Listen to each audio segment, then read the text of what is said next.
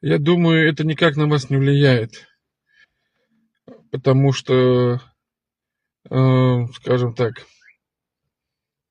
мы не отвечаем за грехи других людей, даже наших родителей.